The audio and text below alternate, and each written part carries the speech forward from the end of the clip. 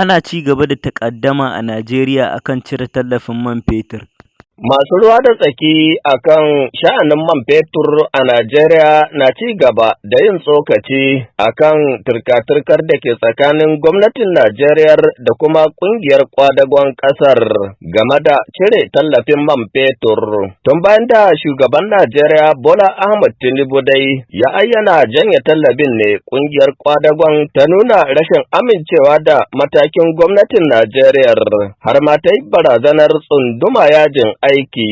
Comrade Faruku Kawu shine shugaban kungiyar direbobin motocin dakon man fetur a jihar Niger da ke arewa maso tsakiyar Najeriya ya ce gaskiyar magana akwai buƙatar kungiyar kwadagon Najeriya ta zauna da gwamnati ta kulla yarjejeniya mai ƙarfi akan kuɗaɗen tallafin bisa la'akari da yadda hatta manyan hanyoyin Najeriya sun fita hayyacinsu.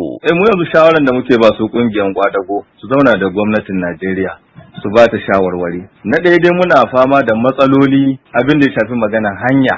Yau in ka duba hanyoyin mu na Najeriya especially mu na Niger State kuma ba cikin Najeriya muke ba gaba daya. In ka fito Lagos da ka zo Makwa dole kai tsaye.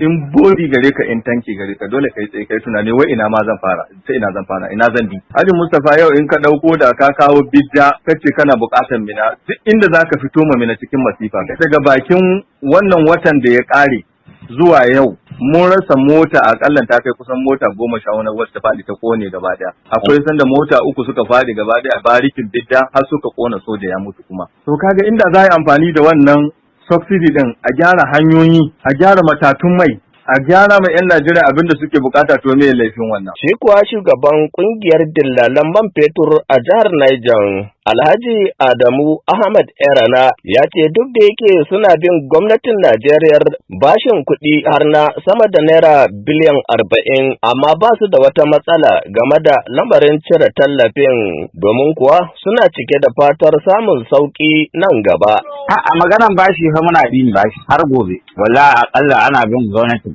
fiye da biliyan 40. Gaba ɗaya Najeriya kenan kudin nan. Gaba ɗaya. Amma ko bai hana a cire subsidy ba. Dama me bashin da muke bi? Bashin da muke bi ba na kayayyakin da muke kawa subsidy ko kuma abinda gwamnati ta yi subsidizing cewa in ka zo da shi za a biya ka transport ban. To yanzu transport ɗin ya haɗu da wanda subsidy gaba ɗaya da aka cire. Ka je ka so ne ka cire kuɗin manka, ka cire kuɗin motanka, sannan ɗan abin da ka samu ka riƙe ka ci abinci a A halin yanzu dai 'yan Najeriya na ci gaba da fama da tashin farashin kuɗin sufuri da a wasu wurare ma ya lunka har sau biyu. Masu sauraro kada dai ku manta ku danna mana subscribe kana ku danna mana ƙararrawa domin samun shirye-shiryenmu da zarar mun ɗora.